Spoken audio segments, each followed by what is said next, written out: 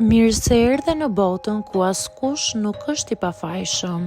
Sekrete shqiptare, vendi ku rrëfimet më të thella, më të ndaluara dhe më të pathëna të shqiptarëve marrin zë. Na bëni subscribe për histori të ndryshme.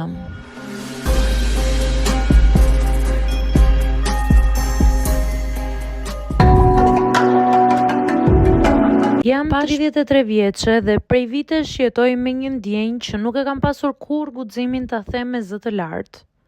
Çdo herë që afrohem me bashkëshortin tim, mendja ime nuk është aty ku duhet. Nuk jam e lirë, nuk jam e qetë dhe nuk jam e pranishme. Jam e pushtuar nga frika. Nga jashtë jeta ime duket e rregullt. Jam e martuar, kam një marrëdhënie të qëndrueshme, punoj, jam e pavarur, por brenda meje ka një tension të vazhdueshëm që filloi vite më parë, që nga momenti kur kuptova se trupi im reagonte ndryshe nga sa e prisja. Shtatzanit e papritura më lanë shenjë, jo sepse nuk I doja fëmijët, por sepse nuk isha gati. Çdo herë ndodhte pa paralajmërim, pa kohë për t'u përgatitur mendërisht. Me kalimin e kohës, ajo që duhej të ishte afërsi dhe lidhje u shndërrua në ankth.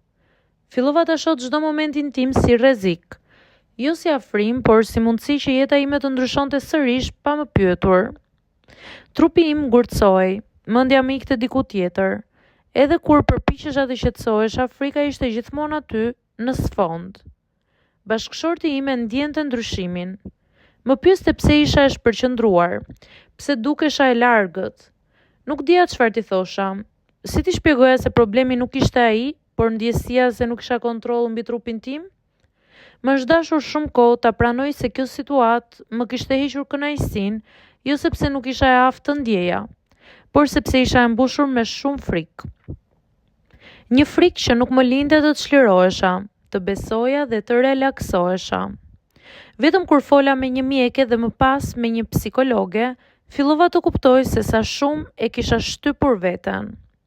Mësova se trupi nuk është armik, por mendja mund të bëhet e tillë kur jeton për një kohë të gjatë në alarm.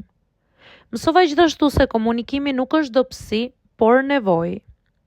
Sot ende po punoj me veten, ende kam frikë, por nuk jam më vetëm.